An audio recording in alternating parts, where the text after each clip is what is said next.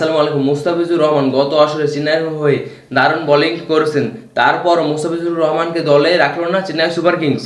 মুস্তাফিজুর রহমানকে বারবার নিলামে ডেকেও কোনো দলই মুস্তাফিজুর রহমানকে দলে নেওয়ার সিদ্ধান্ত নেয়নি। এর ভিতরে গুজরাট টাইটান্স এবং সানরাইজ হায়দ্রাবাদ একবার কথাবার্তা করছেন চেন্নাইয়ের হয়ে। মুস্তাফিজ তো ভালো খেলেছিল, এখন আমরা যদি নিই মুস্তাফিজুর তো ভালো খেলতে পারে। শেষ ম্যাচে মুস্তাফিজুর রহমানকে দলে রাখলো না কেউ। অন্যদিকে এখন দেখা যাক, মুস্তাফিজুর রহমান এখন তো আইপিএল এ সুযোগ পায়নি, সাকিবুল হাসান আইপিএল এ সুযোগ পায়নি। অন্যদিকে রিশাদ হোসেনও আনসোল্ড হয়ে বাইরে পড়ে থাকলেন। তাসকিন আহমেদের নাম তো আইপিএল তো ডাকাই হয়নি, তারপর রিশাদ হোসেনেরও আইপিএল নাম ডাকা হয়নি। কেন উইলিয়ামসন দেখুন টানা 11 বছর আইপিএল খেলো, তিনিও এবার আনসোল্ড প্লেয়ার হিসেবে নাম পড়লো খাতায়। অন্যদিকে দেখুন ডেভিড ওয়ার্নার 2016 সালে হায়দ্রাবাদের হয়ে ফাইনাল খেলে তাদেরকে শিরোপা জিতিয়ে দেন, তারপরও হায়দ্রাবাদ ডেভিড ওয়ার্নারকে তাদের দলে নেয়নি, কারণ এখন তাদের সময় ফুরিয়ে গেছে, তারা এখন দলে খেলার যোগ্যতা রাখে না। অন্যদিকে দেখুন তারা নূর আহমেদ গত আসরে তার দাম ছিল 30 লাখ, এই আসরে তার দাম হয়েছে 10 কোটি।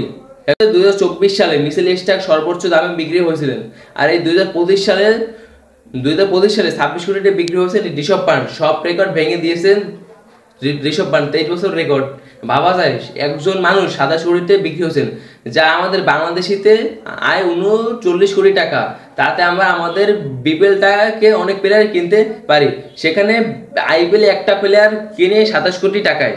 অন্যদিকে দেখুন সানরাইজ হায়দ্রাবাদের টিমটা একেবারে অনেক ভালো হয়েছে, তাদের দলটা আগের মতোই আছে, কিন্তু সেখান থেকে শুধু এডিন মার্কাম সরে গেছেন। অন্যদিকে দেখুন ট্রাভিস হেড, অভিষেক শর্মা এবং গত আসরে মুম্বাইয়ের হয়ে দারুণ ব্যাটিং করা প্রায় ঈশান কিষানকে এবার 11 কোটি রুপিতে দলে নিয়েছে সানরাইজ হায়দ্রাবাদ।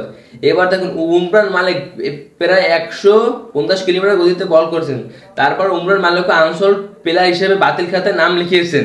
এবছর আইপিএল ক্রিকেট ইতিহাসে ভাই একটা রেকর্ড করছেন, তারা ভাই যত আনসোল্ড প্লেয়ার দেবদূত পাটিকেল, তারপর মঈন আলী, আরো অনেক প্লেয়ার আছে, তারা আনসোল্ড প্লেয়ার হিসেবে নাম লিখিয়েছেন, যারা ভাই সবসময় আইপিএল খেলেছেন তাদেরকেও আইপিএল থেকে বাদ দিয়েছে।